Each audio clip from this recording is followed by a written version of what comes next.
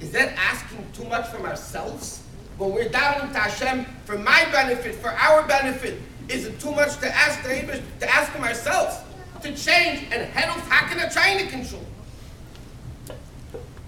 To daven, push it with dominion, to think Pirush Hamilas. The news, you'll catch up after davening. There's nothing to hear anyway. But think about it. This is, I'm not chas v'shalom giving Muslim. I'm saying this is something which is fundamental in Chassidus that needs to be better. It needs to be worked on, all of us, to daven with Pirush Hamilas at least, to know what we're davening, to understand the davening, to daven like a mensch. And as Rabbi Reichi mentioned before, what do our kids see in shul? They see the parents coming to shul, mizet chavek, you sit down and you start talking. At the end, 10 minutes, the chappa is the davening and finished. What do you expect the kids to grow up and learn how to daven? What do you expect them to daven? Why should they?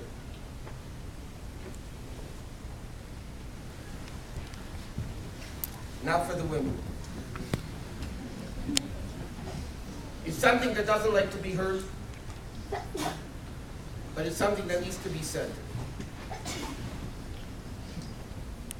Rarely was there a time that the Rebbe spoke for women, that the Rebbe didn't speak about tznius.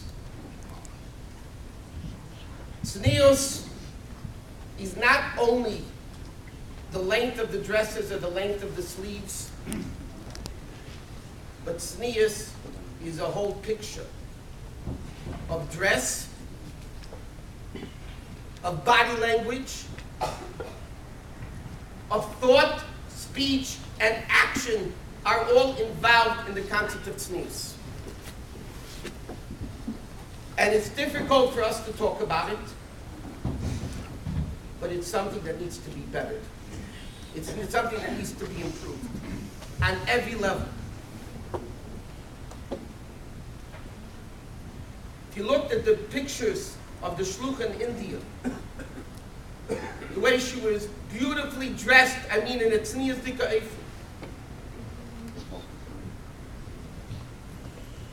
What is the benefit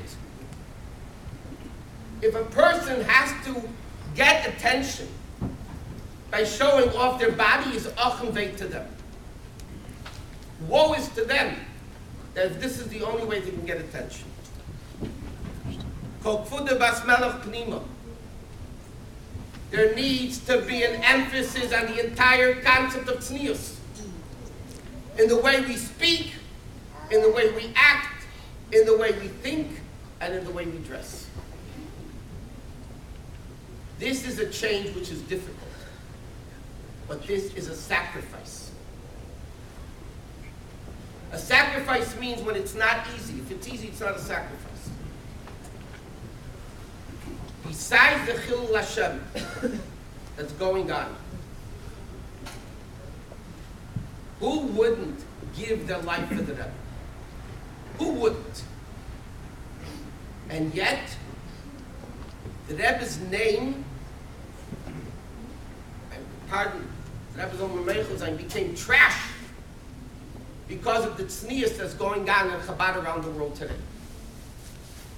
Think about it. I hear it. Somebody once told me, a person here in the city, a chashiv balabas, his daughter was going to be Yaakov. And he came to me, I have a shir with him every day. And he told me, he heard from his daughter in Beis Yaakov, that Chabad is not makpid on tznius. You know what I felt like when I heard it?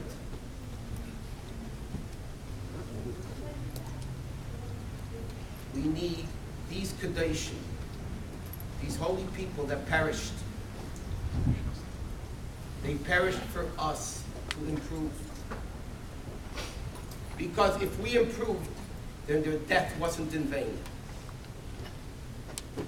And if, God forbid, we don't improve, then the Kadeshim would Tahedim. But as far as we're concerned, their death was in vain. Because we weren't moved by it. We weren't touched by it. I think this is the time, today was the Levaya. It's a time when we all need to improve, and change ourselves in a way that's not easy to do. Because then it's not a sacrifice, it's not something, they sacrifice their lives. But you know something? There's a famous question that the Welt asks. Akedas Yitzchak was a test of the son of Avraham Avinu. Question, why is it Avraham Avinu's test? Yitzchak was 37 years old at the time of the Akedah. He wasn't a baby.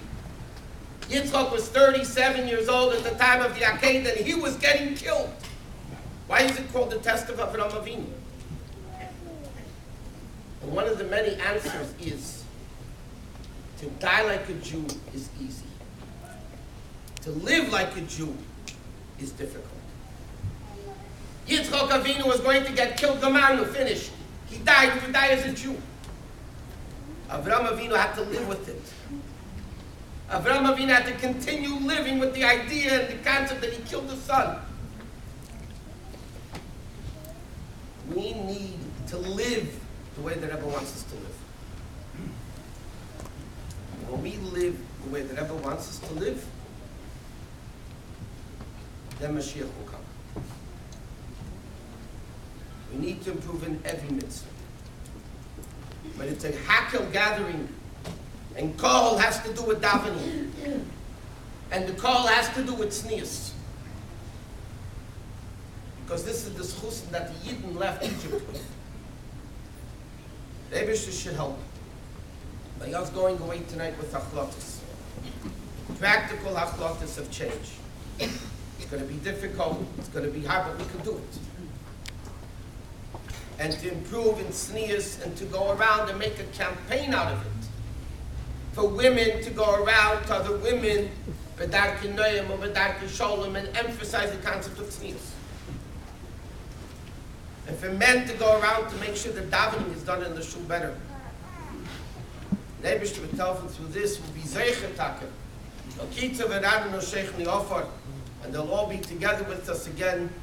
We'll go back with the Rebbe Tartzeinu HaKadesha, the Karif Mamish.